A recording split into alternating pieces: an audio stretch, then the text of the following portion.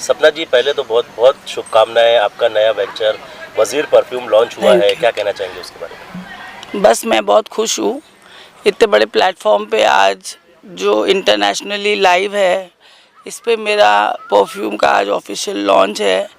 इसके लिए आई am feeling really blessed. बहुत खुशी है मुझे। नगमन और आदित्य जो ये मैन ऑफ द वर्ल्ड के सीईओ मैनेजिंग डायरेक्टर्स हैं, उन्होंने मुझे ये चांस दिया आज कि मैं मेरा परफ्यूम यहाँ लॉन्च करूँ। So I am feeling very happy and blessed. Perfume की बात करें तो किन फ्रेगरेंस में आने वाले हैं, उसके बारे में कुछ डिटेल शेयर अभी 3 फ्रेगरेंस आए हैं, ग्लाइड, ग्लैमर एंड सेंसेशन। सबसे पहले सेंसेशन लॉन्च हुआ, फिर ग्लाइड और ग्लैमर। अभी अगले महीने मेरे 2 और फ्रेगरेंसेस आ रहे हैं और साथ ही साथ सेंटेड सोप्स, कैंडल्स, ये सब आ रहे हैं। आपने ऑनलाइन बताया है, तो ये ऑनलाइन किस ये फ्लिपकार्ट, अमेज़ॉन, ये सब पे अवेलेबल होगा from next month. Okay, perfume के लिए देखा जाता है कि कोई ना कोई नोन फेस होता है, तो क्या वजीर परफ्यूम के लिए भी कोई नोन फेस होने वाला है? उसके बारे में कुछ रिवील करना चाहिए? नहीं, मैंने ये परफ्यूम एक स्टॉप करो। एक मैं क्या बोलूँ भाई, I have launch this for a noble cause, तो इसके लिए मुझे कोई बोल सकती हूँ ना वॉट एवर आई वॉन्ट। हाँ, पूछिए फिर। तो नॉन फेस की जहाँ तक बात होती है, जब भी हम परफ्यूम की बात करते हैं तो कोई ना कोई नॉन फेस उसके पीछे होता है, तो क्या वजीर परफ्यूम्स के पीछे भी कोई नॉन फेस होने वाला है? नहीं, फ़िलहाल तो नहीं, क्योंकि ये एक नोबल कॉज के लिए है। This is not a money making business. मैंने ये सिर्फ लॉन्च किया है गरीब बच्चों की मदद हो जाए, इसलिए मैंने इसको बहुत इकोनॉमिकल भी रखा है ताकि हर इंसान इसको अफोर्ड कर सके। तो फ़िलहाल इसको मैं कोई नॉन फेस के साथ रिलेट नहीं करूँगी। इस परफ्यूम को, वेंचर को आपने अपना नाम भी दिया हुआ है, सपना वजीर जी कहीं ना कहीं आपके नाम के साथ में कई कंट्रोवर्सीज जुड़ी हुई है, जी। तो आपको लगता है कि उसका असर आपके इस वेंचर पे आने वाला है? इस बात से मुझे कोई फ़र्क नहीं पड़ता है, क्योंकि ये मैं एक नोबल कॉज के लिए कर रही हूँ, वो मेरी पर्सनल लाइफ है। और ये ज़रूरी नहीं है कि जो न्यूज़ में आए वो हर बात सच हो। ये मेरे साथ जो कुछ भी हुआ है मेरे पास्ट में, ये मैं मेरे नेक्स्ट प्रेस कॉन्फ्रेंस में रिलीज़ करने वाली हूँ। मेरा वेब सीरीज़ आ रहा है। मैं अभी इस समय प्रोडक्शन हाउस का और एक्टर्स का नाम रिवील नहीं कर सकती, but in my next press conference everybody will come to know my story. कुछ शेयर करना चाहेंगे, वो एक्सपीरियंस किस तरह का था, वो काला दिन? जेल का एक्सपीरियंस कैसे हो सकता है? हर एक दिन, हर एक घंटा कई महीनों की तरह लगता था, हर एक पल कई घंटों की तरह लगता था। 164 दिन जेल काटा है मैंने, लेकिन इस बात का गवाह बाइकला जेल का हर पुलिस वाला। अगर आप अभी भी चले जाएंगे, 2 साल पहले का ये किस्सा है, अभी भी आप मेरा नाम लेके वहाँ पूछेंगे तो वो सिर्फ ये बोलेंगे कि ये औरत 164 दिन सिर्फ जेल में रोती रही और कुछ नहीं। लास्टली ऑडियंस को क्या कहना चाहेंगे ये वजीर परफ्यूम को लेकर? बस यही कहना चाहूँगी कि मैंने सिर्फ एक मेरे दिल में एक उम्मीद थी, मेरे दिल में एक चाहत थी कि मैं गरीब बच्चों के लिए कुछ करूं, और इसी माध्यम से जो भी बिक्री होगी ये गरीब बच्चों में जाए, इसकी कमाई, और मेरा नाम भी रहे। इसमें मेरा स्वार्थ भी है, क्योंकि मैं मरने के बाद भी जीना चाहती हूँ। सो अगर कोई भी वजीर परफ्यूम लेगा तो इस परफ्यूम के नाम से एटलीस्ट मेरा नाम उनको याद आएगा। ये मेरा पर्सनल स्वार्थ इसमें सिर्फ यही है। Thank you. Can you show me what you? सपना जी, एक बहुत बुरा दौर आपके ज़िंदगी में बीता है। अगर उन दिनों की बात की जाए और उस केस की बात की जाए, तो जिसमें अमूमन जल्दी लोगों को बेल तक नहीं मिलती है, लेकिन आपको 164 दिन में बेल जो है वो जज की ओर से मिल गई थी। तो क्या रहा, किस तरह का एक्सपीरियंस रहा था और क्या था पूरा मामला, अगर कुछ शेयर करना चाहें? मेरे ऊपर जितने भी सेक्शंस लगाए गए थे वो सब अवेलेबल थे except one 306A which is punishable up to death, senior citizen का किडनैप। मुझे तो गाड़ी चलाने नहीं आती है और इन सब बातों से मैं अनजान हूँ, लेकिन जेल में रहते रहते जिस पुलिस ऑफिसर ने मेरा चार्जशीट देखा और पढ़ा तो वो बोले सपना तुम 2 साल के पहले तुमको बेल मिल ही नहीं सकती है। सो वो बात से मुझे बहुत मायूसी होती थी, लेकिन मैं यही इंतज़ार में थी कहीं ना कहीं मेरा चार्जशीट जब आएगा, 90 दिन लगते हैं चार्जशीट आने में, कहीं ना कहीं my advocate was Mobin Solkar, is one of the very good advocates.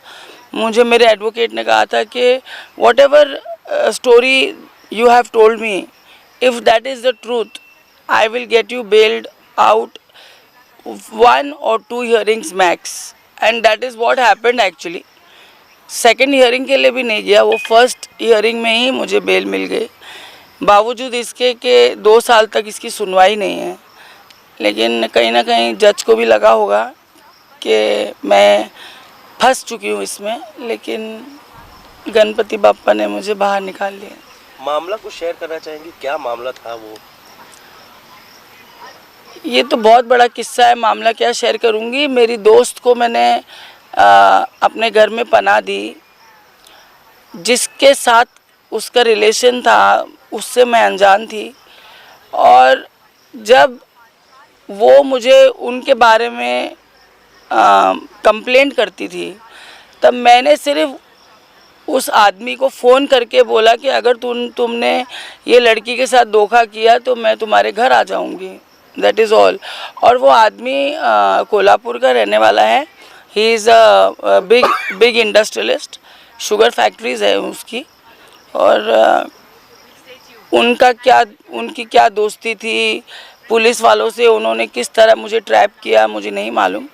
They just call me to CCD कि आप आइए हम लोग बैठ के बात करते हैं, आपकी दोस्त को भी लाइए। उसने उसको झूठे वादे किए थे कि मैं तुम्हें घर दिलाऊंगा, मैं शादी नहीं करूंगा पर तुम्हारा ख्याल रखूंगा, और फिर उसका फ़ोन उठाना बंद कर दिया। तब वो मेरे पास रोते रोते आके शिकायत करने लगी कि दीदी आप मेरी कुछ हेल्प करो।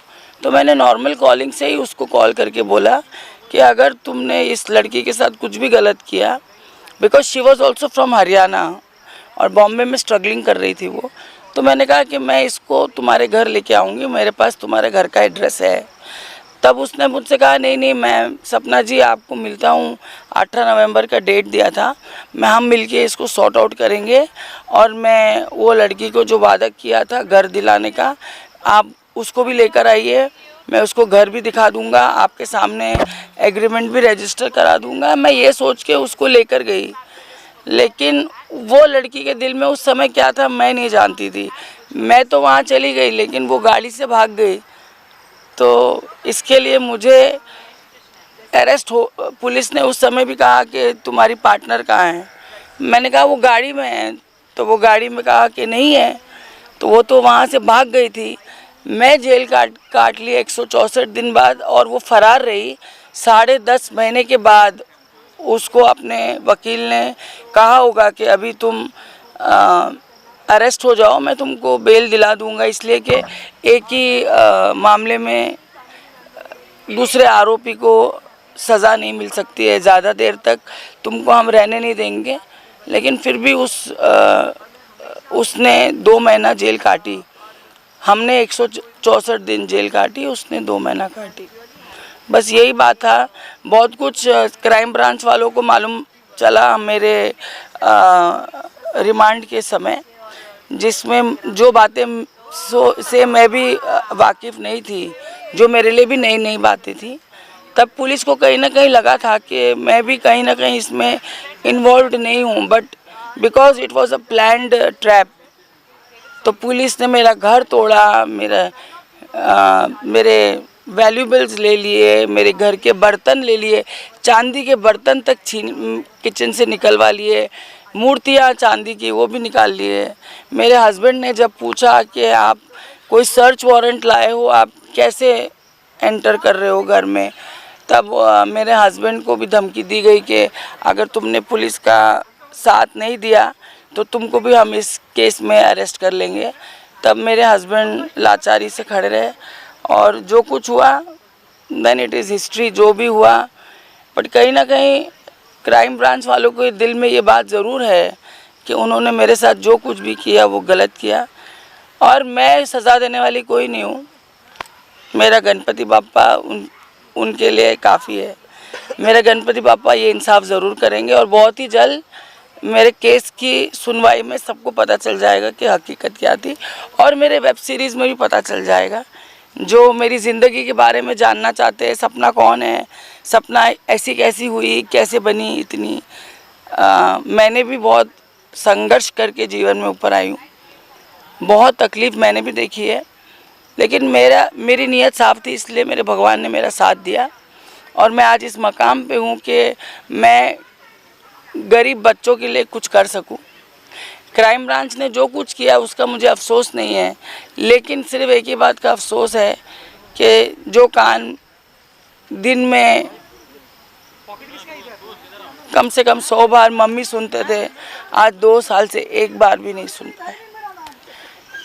मेरे बेटे ने मुझसे सारे रिश्ते ख़त्म कर दिए, इसलिए कि मैंने गलत लोगों के साथ दोस्ती रखी।